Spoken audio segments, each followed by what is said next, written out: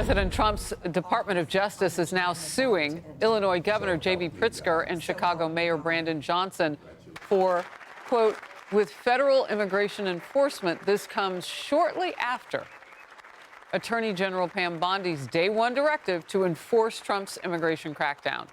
And it includes a complete pause of all federal funding for sanctuary cities that will not work with ICE.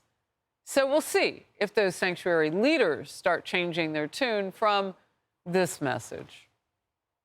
We will stand up for anybody who is standing up for the law. If it's contrary to our values, we will fight to the death. We're going to defend the people of this city. Every tool in the toolbox has got to be used to protect our citizens, to protect our residents, and protect our states, and certainly to hold the line on democracy and the rule of law. We're not going to be bullied or blackmailed out of our values in Denver. So they're going to break the law. Interesting. Because they have bigger hearts? Is that how that works? Last hour on the Faulkner Focus, I spoke with Trump's border czar, Tom Homan. For any mayor or governor who doesn't want public safety threats removed from the communities, I find it hard to believe that. But we're going to do it, with or without them. If they're not going to help, get out of the way. But don't cross that line. Do not impede our operations. Do not knowingly conceal or harbor an illegal alien, because we will seek prosecution. We're going to do what the President promised American people. We're going to make our communities safer by targeting those who are in the country illegally that have criminal record or a public safety threat. That's what we're doing. So, you know, David, what's interesting that Tom was telling me, furthering that part of our conversation, was when you see these leaders just flouting the law, you're telling citizens that it's okay to do it too. So they're showing up in places like Aurora, Colorado, and they're trying to go in after Tren de Aragua, and somebody tipped them off.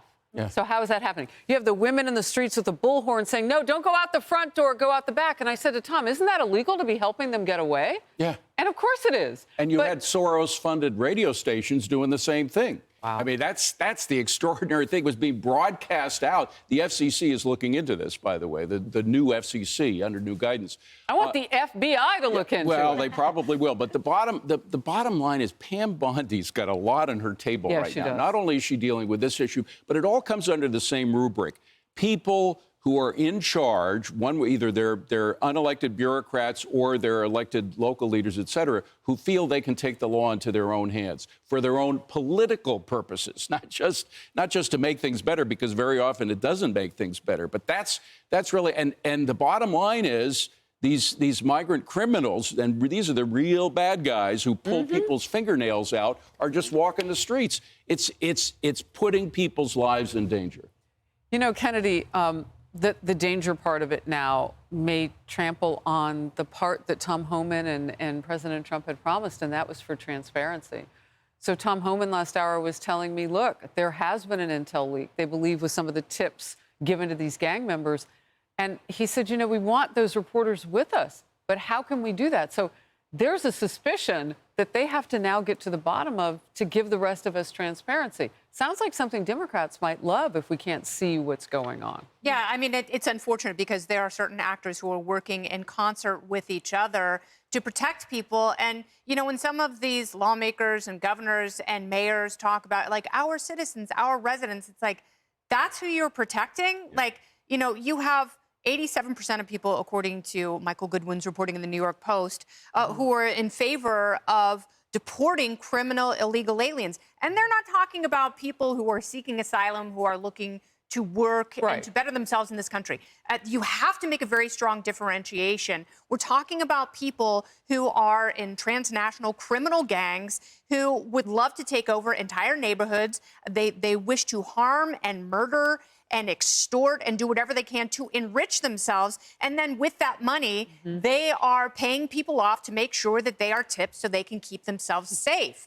So they are trying to cut off the process, cut the chain, so that doesn't continue to happen, so people can enjoy basic safety in this country. You know, Jerry, this tells me how long this has been going on and how deep these cartels and gangs were able to get their tenants into our society without anybody bothering them. Well, and it's astonishing. You know, when I heard the Bondi was going to be doing this incredible role, my shoulders came down a little bit because, like all of you guys, I walk through Midtown Manhattan all the time. The Roosevelt Hotel is right over here. full of people who are here illegally. And it's just anxious, even in this city. Yeah. And I know that people out there are nervous, they're scared. And the idea that she's going to come in and make some changes, I hope she can. I hope she does. I hope she's empowered to do it. So, Emily, talk to me about what people like Governor Hochul and some of these Democrat governors can do. They're ignoring the voters.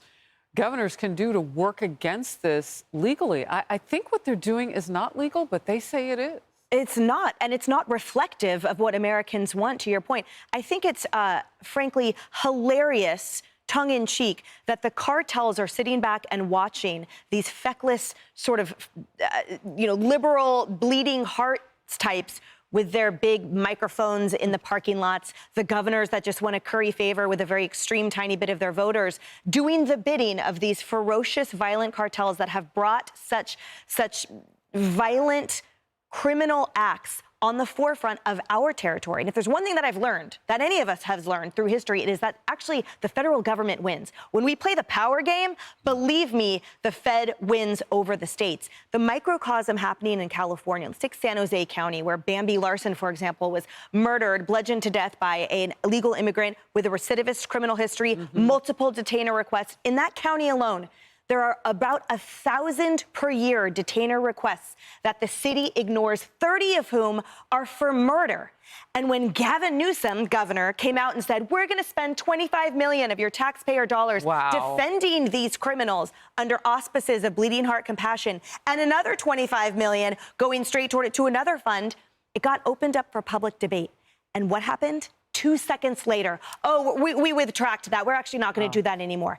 The instant it was open to the weigh-in by the voters, they extinguished the offer. But that's the delusion coming out of these governors. Well, look, this is open to the voters. November 5th, they said, and now 87% want the worst to go first. I mean, it's hard to get 87% of anybody to agree on anything. Right. So they've spoken. I just don't understand why these Democrat leaders won't listen to them. And the activists, of course, in the streets. Time is running out for federal workers to take up President Trump's buyout. It's an offer that expires at midnight. We'll get into it.